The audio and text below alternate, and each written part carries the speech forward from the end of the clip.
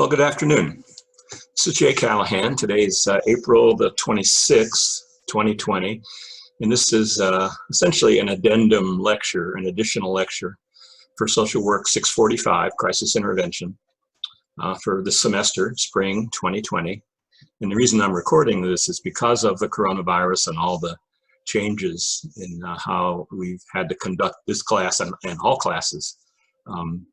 The two sessions, sometimes 3 sessions that we spend in this class on crisis intervention, talking about potentially violent clients, we had to eliminate. We had fewer class meetings, less time to meet. As I mentioned, usually in this class we would spend 2 sessions, sometimes 3 on this topic. So a few of the students have asked me to record this additional lecture because we didn't get to it in class. And obviously for people in class, this is totally voluntary, totally FYI. Nothing that I say here today is going to be on the exam. Those of you who are going to take it, some of you have taken the exam already, so it's kind of a moot point. This is totally for your information, if you're interested. And this will have to be obviously a compressed version of what we would normally spend, 4 to 6 hours on. And I'm going to shoot for maybe an hour and a half or something like that. Obviously, when you watch this video, you can look down at the time, but I'm going to shoot for an hour and a half. So let me begin. Hopefully you're able to hear me. It says I'm recording. It says that my mic is not muted, and I can see that I'm on the video, so we should be good. I'm going to begin with a few newspaper clippings about this topic. And this first one's from 2018, and this is from the Trib in Chicago, and the headline is DCF worker beaten while taking child into protective custody last year dies. And it reads, an Illinois Department of Children and Family Services employee beaten last fall while she tried to take a child into protective custody has died, officials said Thursday. Pamela Knight, 59, of Dixon, who was attacked September 29th, died Thursday morning during a stay at a Chicago hospital. An autopsy is pending, according to the Cook County Medical Examiner's Office. Knight was beaten while trying to take a 2-year-old boy into protective custody in Western Illinois, officials said. Andrew Sucher, 25, of Rock Falls, has pleaded not guilty to attempted first-degree murder in the incident and remains in the Stevenson County Jail, according to court records. Officials say Sucher knocked down Knight and kicked her in the head after she arrived at his parents' home in Milledgeville. The beating fractured Knight's skull and caused permanent brain damage.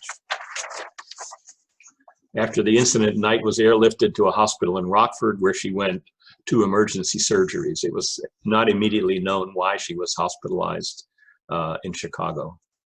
DCFS officials did not return calls seeking comment and further information Thursday, but the agency's director, Beverly Walker, released the following statement. DCFS is deeply saddened by the passing of our colleague, Pamela Knight. Our thoughts and prayers are with Pamela's family during this difficult time. We are forever grateful for her work to help children and families in Illinois. The work many do at DCFS is not easy. Frontline staff are first responders to children and families in crisis, and Pamela's work has always set an example for all of us. So that's one. As you may guess, I have a few others. From 2015, headline, this also was in the Trib, officials, Vermont mom who lost custody kills children's services worker. A woman who was upset about losing custody of her daughter used a hunting rifle to fatally shoot a child welfare agency worker who handled her case, authorities said. The shooting happened Friday outside of a state office building that houses the Department for Children and Families. Governor Peter Shumlin's office said, this is Vermont. The mother, Jody Herring, was detained by people in and around the building after the shooting, police said. Bar City Mayor Tom Lozon said the worker shooting death was a tragedy not just for the city, which has about 10,000 residents, but for the state. My heart goes out to the victim and the victim families, he said. The Department of Children and Families worker, Laura Sobel, had been involved in a case that saw Herring's 9-year-old daughter taken into state custody, police said. Sobel had just left the DCF office on Friday afternoon when she was shot twice. She died at the scene. Herring was in police custody on Friday night. Couldn't be reached for comment. One from 2016. Woman found slain in Kentucky, baby kidnapped. A social worker who had taken a 10-month-old boy to his mother's house for a visit was found slain, and the baby was apparently abducted, authorities said. Police found the body of Bonnie Frederick, 67, at the house on Monday after she failed to return to work. Her car was missing. Investigators would not say how she was killed. Police searched on Tuesday for the missing boy, who was believed to be with his mother, Renee Terrell, 33, and her boyfriend. The child had been taken from his mother when he was 13 days old because of neglect, police said. Quote, "It's a dangerous job anytime you're taking someone's child away from their parents," unquote, Sergeant Dwight Duncan said. Quote, "You know how protective parents can be," unquote. In 2013, the Terry Zenner Social Work Safety Act. In August 2004, social worker Terry Lee Zenner, a graduate of Kansas University, was killed when she conducted an at-home visit to check on a client. The client stabbed her in the neck and then nearly decapitated her with a chainsaw. The client, who was on medication and was diagnosed with schizotypal personality disorder, was charged with first-degree murder and aggravated battery. After Zenner's death, NASW's Kansas chapter worked with her husband, Matt Zenner, to advocate for safety measures for other social workers, said Kansas chapter executive director Sky Westerland. He did not want what happened to his wife to happen to any other social worker. And the upshot of that was Kansas passed a law that all new social workers have to have no less than 6 hours of safety awareness training. So to protect social workers, they don't provide more resources so that you could have 2 people go out at a time, for example, in cases like this. They just pass a law that says we have to get more training in how to handle situations like this. 2002, social worker slain while on duty. Nancy Fitzgibbons, a 53-year-old child welfare worker in Columbus, Ohio, was killed in October on a home visit to a couple whose 7 children she had placed with relatives. According to an article in the Columbus Dispatch, Fitzgibbons' death was the first in the history of Franklin County Children's Services. The father of the 7 children was arrested and charged with aggravated murder after the mother came home to find Fitzgibbons stabbed on the dining room floor. Children's Services Executive Director John Soros was quoted as saying, quote, "She had been working with the family to unify them and was doing regular visits. There's no indication that the alleged perpetrator would have done something like this," unquote. According to court records, the children had been removed from the house because of both parents' drug abuse. Children's Services had also investigated complaints of physical and sexual abuse. Fitzgibbons, if you notice, remember at the beginning, she's the social worker, 53 years old. Fitzgibbons had earned her degree in social work 2 years ago, according to her husband, and specifically requested assignments in tough neighborhoods so she could help the children whose well-being was most at risk. So, well, maybe that's enough, huh? I have more. I have clippings, not a lot. I do this not to scare you. Well, actually, I do this to scare you, right? I do this not to scare you so much as to just raise your awareness that although it isn't, super common, these most serious cases aren't super common. I have maybe 20 newspaper clippings over 20 years. Of course, that's no indication that's how many. These are just the clippings that I happen to run across. I've not done a search in any way. But I think, the really extreme cases are rare, but the more everyday cases are pretty common, especially in certain areas of social work. So obviously, as you can kind of tell from some of the clippings, child welfare is an area where violence is a risk, and that social workers in this area really need to have a high index of suspicion about potential violence. Social workers who work with clients with severe mental illness, such as schizophrenia, need to be aware. keeping in mind that most people with schizophrenia are not violent, and that people with schizophrenia are more likely to be victims of violence than perpetrators of violence.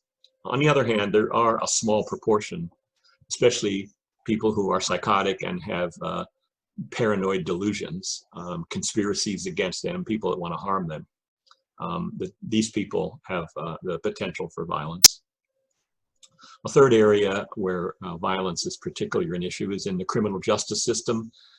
If, as a social worker, you work in a prison or a jail or any aspect of the criminal justice system, that should be no surprise. And fourth, the other area is substance abuse, alcoholism and drug dependence. And you might wonder, why would that area, be an area where we need to be aware of the risk for violence? And I think the answer is that, which we'll get to in a few minutes, is the presence of clients with antisocial personality disorder, or sociopaths. Clients with antisocial personality disorder have a high potential for violence, and they also have a very high rate of alcohol and drug use. So you see the overlap then in substance abuse programs. All right, so the other thing I want to point out is this whole presentation I'm doing, like the rest of the class, obviously, is from the mental health perspective. It's not from the criminal justice perspective or the child welfare perspective or the whatever. This is, from the mental health perspective. Obviously, that reflects my background of working in the mental health field as a social worker. All right, so the first thing I want to remind you of is this also falls under the category of mental health emergencies and the emergency intervention. So let me see if I can get this up on the screen here. Okay, now this is just kind of a review of what we've talked about before.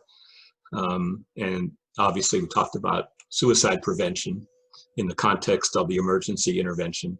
So here's the same outline with, a couple of small differences. But again, the emergency intervention consists of an assessment, in-session treatment, and then the disposition or plan. The assessment, of course, includes a general assessment, who's the client, what's the demographics, what's their background, who are they. If this is your first time seeing this client, then you need to do as best you can to get a general picture of of who they are, and what's going on in their current situation. If this is an ongoing client, then obviously you pretty much know all this material already. The second part of the assessment then is the risk assessment. And again, this is probably the core of it. Just like we talked about with suicide, the risk assessment in this case is what's this client's potential for violence over the next few hours or the next few days. And we talk about risk factors which make the client more likely to be violent, or protective factors which make them less likely to be violent. Secondly, in-session treatment, what can you do at the time to try to lower the risk? And this is, again, sort of basic social work 101. It's being an active listener. It's connecting the dots in terms of what has been happening to them in their life recently, which has led to the current situation. Being a person that helps clarify for them what's going on in this current situation. And then third, there's a disposition, where by the end you need to come up with an overall risk assessment. Is there potential for violence? Is the likelihood that they will become violent in the next few hours or the next few days, is that high, moderate, or low?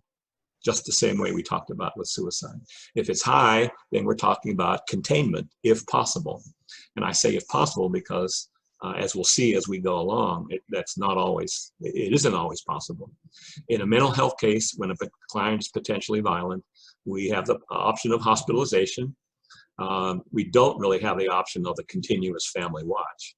We have the option of a highly staffed residential program, again, pretty much only available for teenagers and young adults who are already in a residential program. And that program is willing to staff up one-to-one coverage for a limited period of time. That is an option. And the third option is incarceration. Now, can they be arrested and taken to jail? And I have to say, in my experience, an awful lot of the potential violence that I saw in the ER, that was not possible. You know, there are lots of threats, lots of minor violence, but even if the police are willing to arrest a client for what are in many cases, in a big picture, you know, kind of everyday or almost everyday violence doesn't rise to the level of murder as we saw in those clippings, but something less than that, that even if a client is arrested, they're out of jail by the next day. And as we go along, I'll talk about the difficulty, or in many cases, the impossibility of involuntary hospitalization because of the lack of mental illness. Secondly, are they at moderate risk for potential violence, in which case crisis intervention is appropriate? Typically, this episode of an emergency, this potential violence, will arise in a state of crisis. And then again, if they are really after your assessment, after your risk assessment, you believe they are at low risk for violence, then regular outpatient treatment or regular outpatient crisis intervention would be appropriate. So a lot of parallels, a lot of parallels with suicide. In fact, as we go through here, the model really is the same. The content is different, but the model really is the same. All right, so the emergency intervention is our framework. And then I would refer you to the handout that I posted in Sakai. And let me see if I can change this now. The handout I posted in Sakai called Emergency Intervention, Clients Who Are Potentially Violent. And let me see if I can get this up on the screen now. Here we are. Okay, looks like this. This is what's going to guide our discussion here today. The handout, this handout is posted in Sakai for week 13. So originally week 13 would have been April 16th, 2020. And this handout is in Sakai for week 13. So again, you can see at the top here, the title, and then evaluation, in-session treatment, and disposition. That's the same thing we just talked about. That's a very truncated version of the emergency intervention, but I've also listed you may only have one chance. And the idea here being that in any situation when someone's potentially violent or potentially suicidal, for that matter, really you have to do everything that you think need to be done in this one session. You may not get a second session. You may think, well, I'll go partly into the risk assessment and continue it in our next session tomorrow or the next day. But in a mental health emergency, you can't take that chance. You have to gather the information and do whatever needs to be done in this one session. And then I'd also call your attention to this quote from Doug Puryear, 1979. Doug Puryear is a psychiatrist that wrote a book on crisis intervention. It was a good book, and I used it in this class years ago, but now it's 40 years old. We need to move on. But one of the things Doug Puryear says, which I totally agree with, is one of the first rules of mental health work is to survive. And I take that seriously, and what I take out of that really is that you need to protect yourself. You should not be so bound to your duty as a social worker that you put yourself in danger in order to attempt to help a client. That we need to protect ourselves first. And I mean that very seriously. So you should not charge in. You should not put yourself in dangerous situations. You should be careful of your own safety. After all, it's only if you're safe that you can really, help our clients going forward. So okay, let's walk through some of the material in this handout. I'm going to skip some parts of it because of the limited time we have available. Now, I'm a little confused by the Zoom here. I can't see myself usually. Okay, now I can see myself. Speaker view, but if I put the handout back up, which is here, usually, here we go. Yeah, sorry, I'm just not used to doing Zoom sessions with nobody else on the other end. So the first section we're going to talk about is prevention of violence directed towards staff.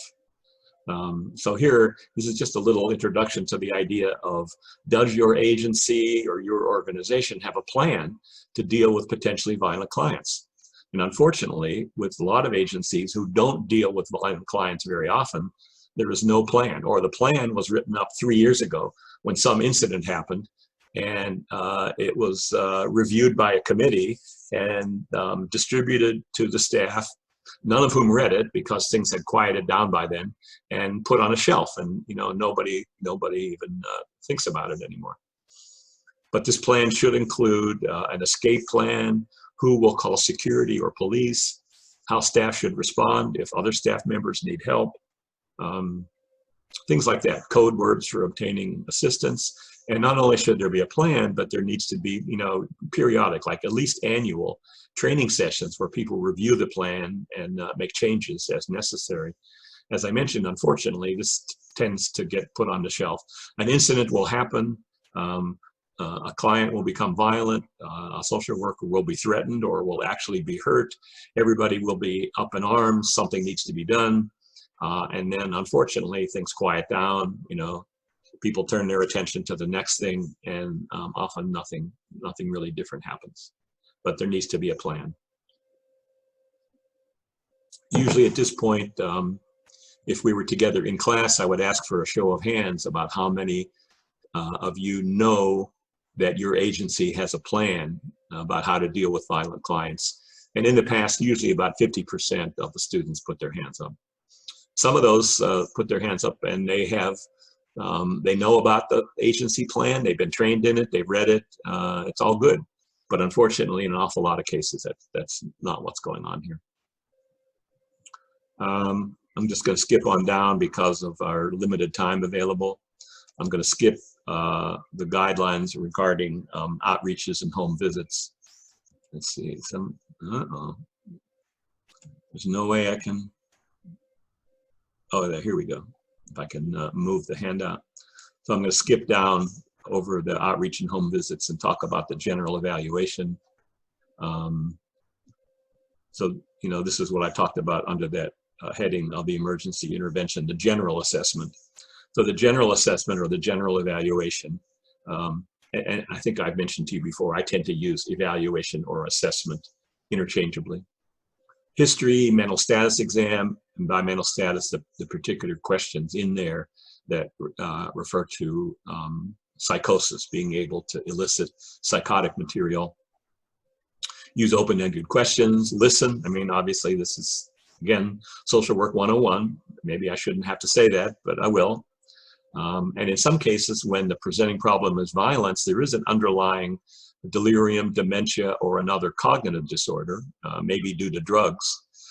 So that becomes a medical problem, a medical evaluation, and an ER is needed.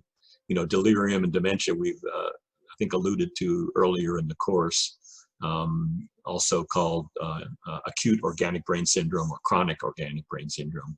Chronic organic brain syndrome, dementia, includes Alzheimer's and probably 20 other forms of dementia where people are intellectually compromised. And in either delirium or dementia, when people become violent, it's because they're confused. They can't keep track of what's going on around them. They don't know what's really going on. They're afraid. They fight back at what is to them is an attack for ununderstandable reasons. You see this in hospitals a lot. If as a social worker you never come near a hospital, then it would be rare for you to see someone with delirium, certainly, and even dementia, although more well known to the public. It would not be that common. But if you work in the hospital, you see this kind of stuff all the time. Also part of the general evaluation, number 12, a detailed description of a recent violent incident.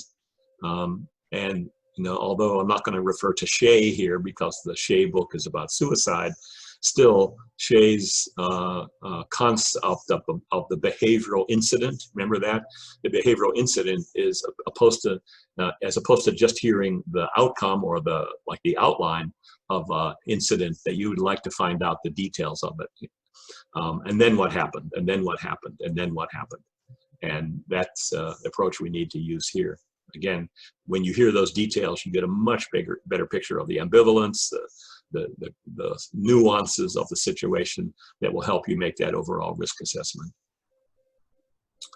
And one of the things we talk about, especially with potential violence, is reports of behavior that come from other people, and taking those reports seriously as opposed to the client's words. Because there's a stigma against violence, because there are laws against violence, there's obviously a big incentive for people to lie about their own previous behavior.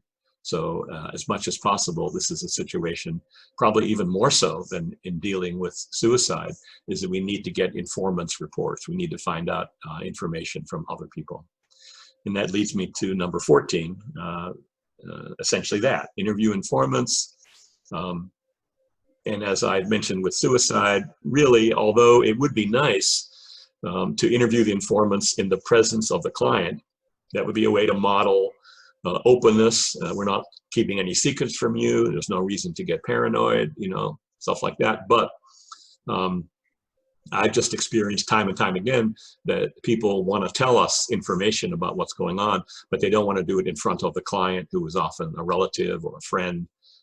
They're embarrassed. They're afraid that their friend will hold it against them later, you know, for whatever reason. They really won't open up to social work staff unless they have a private opportunity to do that. So once again, we need, even when we're busy, we need to be able to sit down in a separate room and make it appear like we have all the time in the world to hear, you know, their information and their input. What else do I say in the handout? Oh, and of course, in an emergency situation, and from the legal perspective, an emergency situation would be anytime there is a clear potential for violence, whether it's a self or others. You would attempt to get permission from the client to talk to the informants, to talk back and forth, but you can proceed whether you get that permission or not. You know, of course, you could, even without permission, also in a non-emergency situation, you could simply listen to what an informant, you know, had to say. You know, you could say, I can't reveal any information, but I certainly am here to listen to whatever you have to say. But even beyond that, in a situation of potential violence, you can just go ahead and share whatever you need to share back and forth. It's also important, number 15, if possible, to contact the current therapist or to obtain previous records. Any information that you can obtain would be helpful. And obviously, especially when the client is potentially violent, this is very important. Number 16, what's the presenting problem? If there's an informant involved, what's their presenting problem? Often people want two different things. Whose problem is it? Whose emergency is it? And, you know, again, I come back to the client request. And I think that even the more important issue here is, with a client who's potentially violent, do they have a request? You know, are they here to see you, the social worker, just because they've been pressured into it informally, or are they formally pressured? You know, have they been brought in by the police? Have they been sent by the court? You know, whatever it might be. In which case they may have, their request may be nothing, but the important request might be the person that sent them, or the agency that sent them, or the family member that pressured them into coming, or the police officers that brought them in to see you. So it's the issue of the client request, but also the third-party request of whoever else is involved. And then finally, as part of the general assessment, is a diagnostic impression and a psychosocial formulation. By psychosocial formulation, I mean a brief, like a short paragraph description of what's going on with the client at that time. What, in the cases of crisis, which again, often both suicide and violence, which are mental health emergencies, arise in the context of a crisis. And so we want to know, what is that crisis, and how is it that that crisis led to this emergency situation where the client is potentially violent. All right, so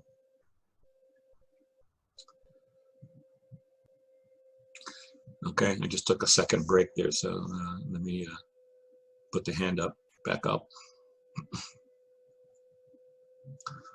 So, of course, the second part of the assessment or evaluation is the risk assessment. And in this case, of course, we're talking about the risk assessment of potential violence. And again, risk factors that are on the side of making it more likely that the person might become violent, versus protective factors that are likely to make them less likely to become violent. Same thing as when we talked about with suicide. And like we talked about with suicide, there are certain mental disorders, and in this case here, I've added a certain other situations.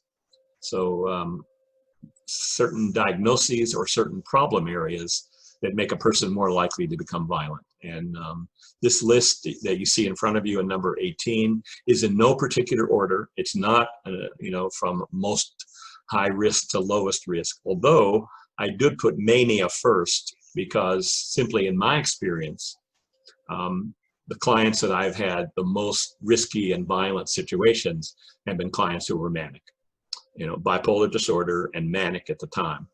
You'll recall my story from earlier in the semester about the client that pulled the shotgun on the outreach team and the police officer. That guy was manic. And I just had a number of other situations, you know, people who were manic.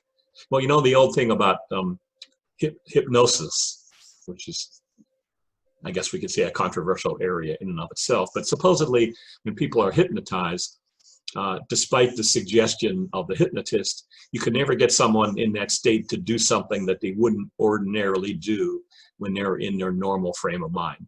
Now, I don't know, that might be an urban myth, but that's an urban myth that I've heard about hypnosis. Well, the reason I bring it up is that's definitely not true about people who are manic.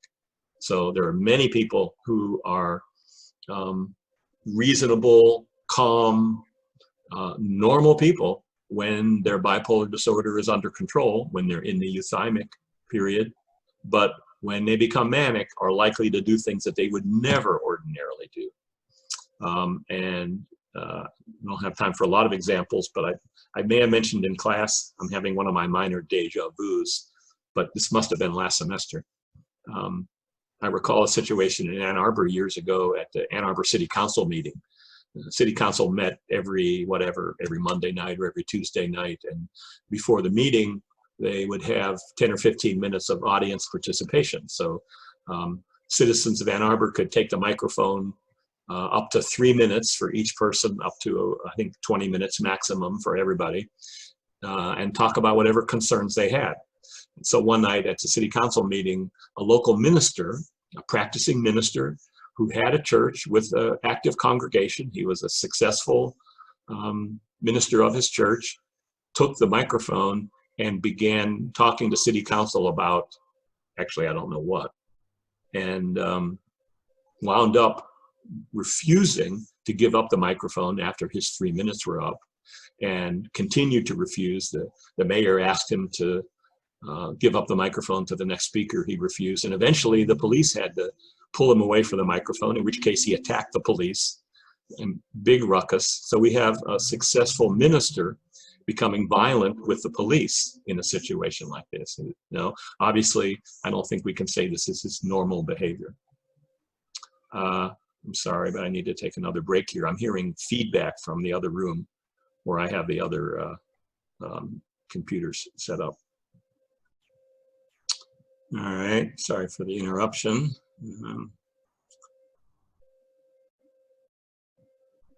Second on the list, and again, these are in no particular order. Let's see, am I recording here? In no particular order.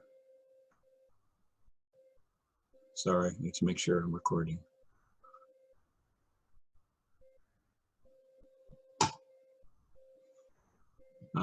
Delirium, as I mentioned, what you will see if you work in a hospital, unlikely in other places.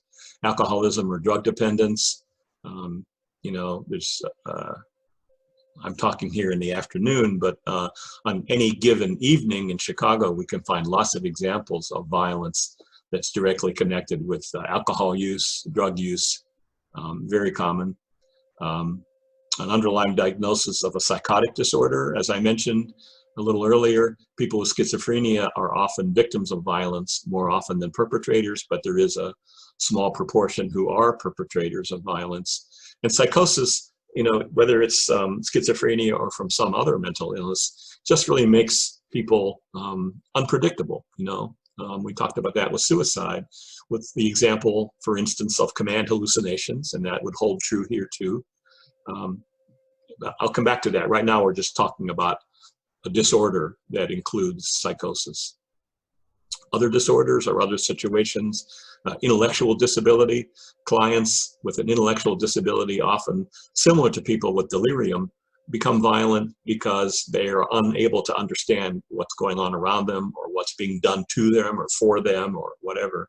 And they strike out in a violent way or become combative in what they feel is simply an attempt to protect themselves, which is based on the inability to really understand what's going on around them. People with PTSD, especially from combat, are at increased risk for violence.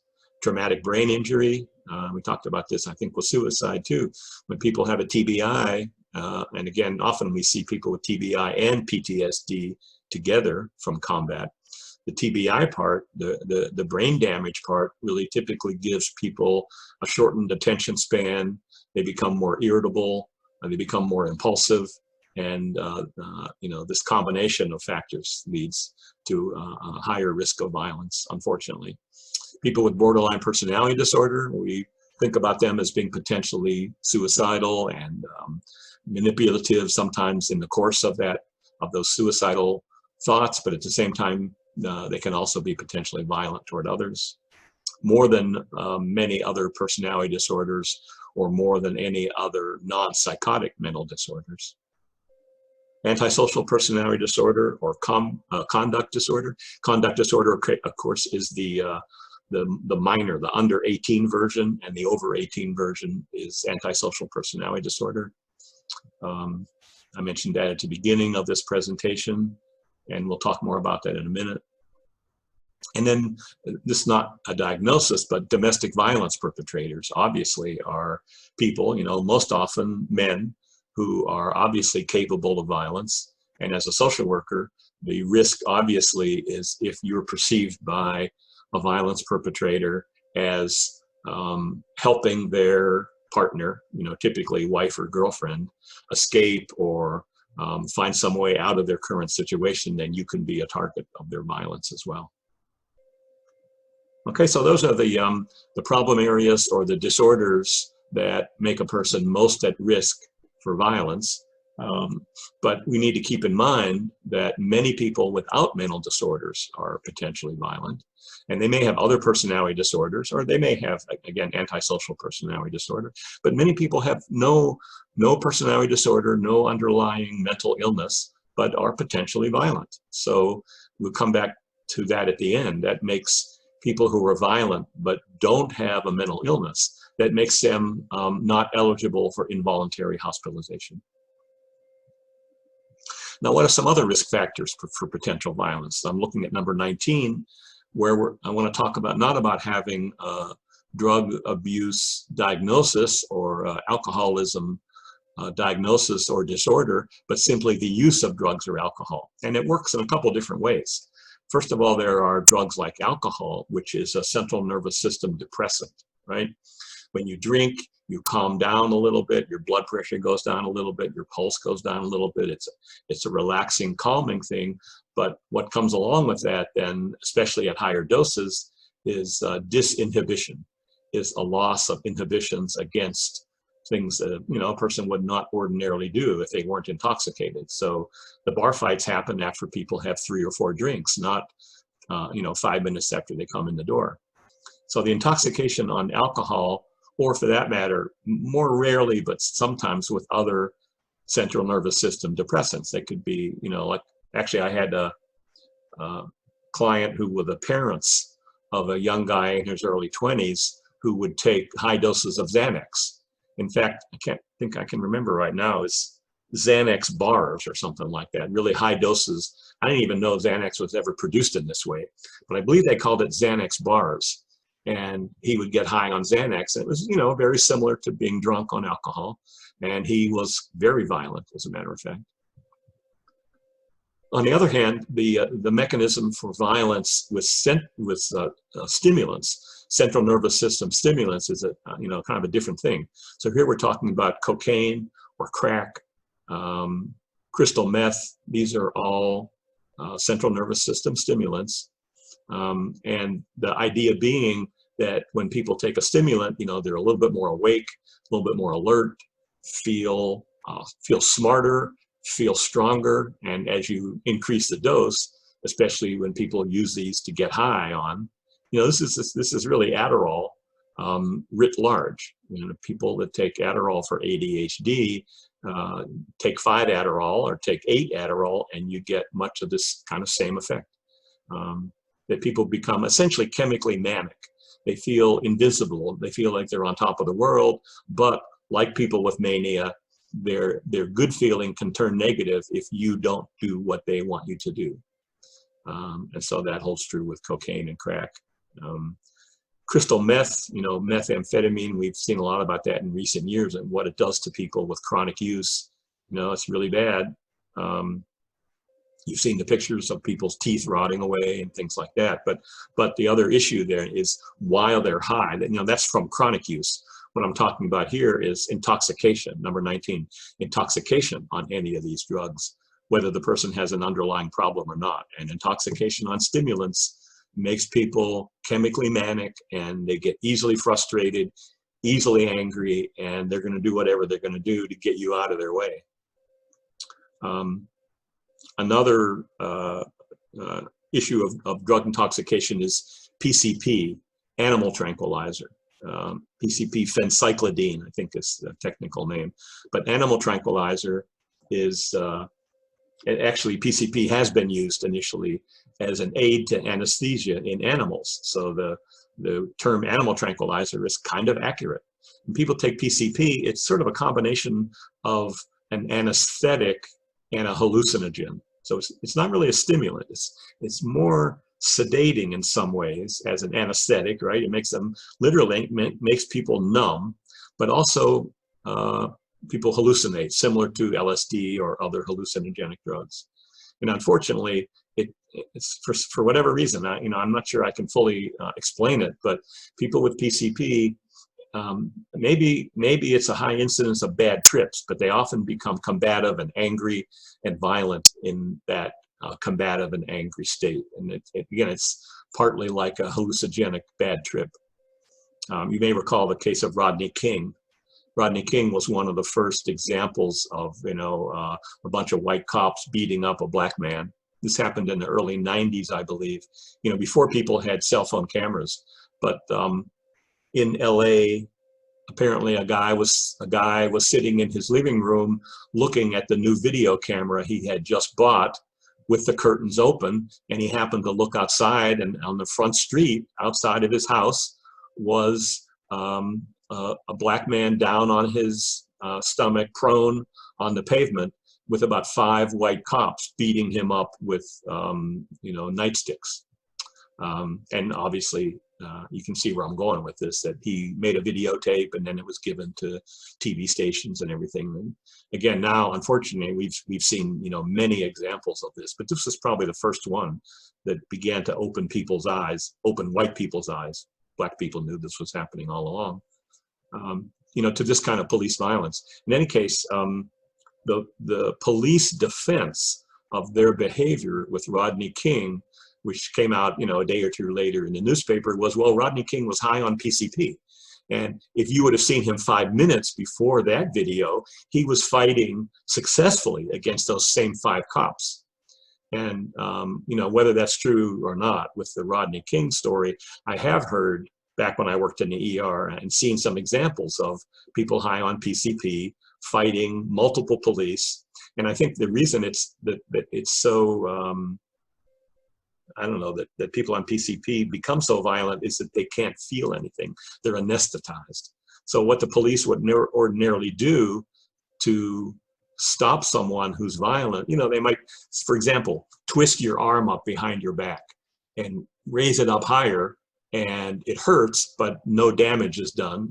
You could do damage if you went too far, but minor things that the police might do to restrain someone don't work with someone on PCP, because they don't feel any pain. I think that may be part of it, but I've seen some of these examples. And then finally, ketamine, or Special K, which is a club drug, but which also is a hallucinogen, but makes people confused and potentially violent. Now, it's doubly interesting because, as you may know, ketamine is now being investigated as a treatment for depression. And there's some pretty successful examples, it appears, of single doses of ketamine or regular doses over a period of like once a month over a period of time, at least in the short run now, as being a pretty successful treatment for depression that had not responded to psychotherapy or medication or whatever. But ketamine taken as a club drug can lead to incidents of violence. And I think maybe one of the other things to keep in mind here with PCP and with ketamine, drugs that have a hallucinogenic quality, so much of it is what we used to call set and setting. It's not directly a drug effect, but set and setting means the person's mental set. That is, what do they expect to happen when they take this drug? What do they think is going to happen? What's their expectations? And then the setting, their physical environment. So if you take PCP expecting to have a meditation experience and you're in a quiet place with quiet people meditating around you, you know, like you can hear the sitars in the background, right?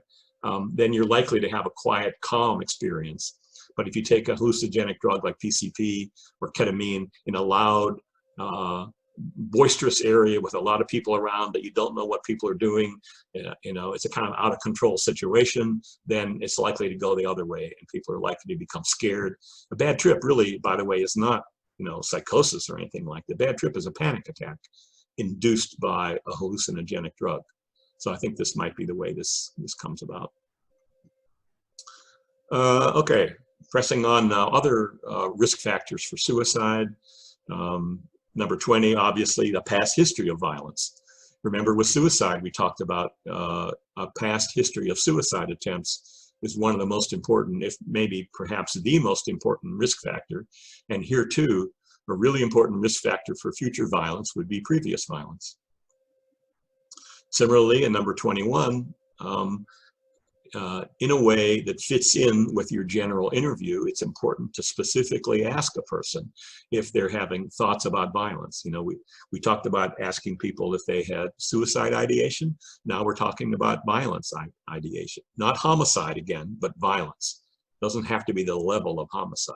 We're just talking about violent ideation, fantasies, threats, and plans, and not only should that be something that you ask a client about, but you should ask any informants if they know if the client has had thoughts about violence.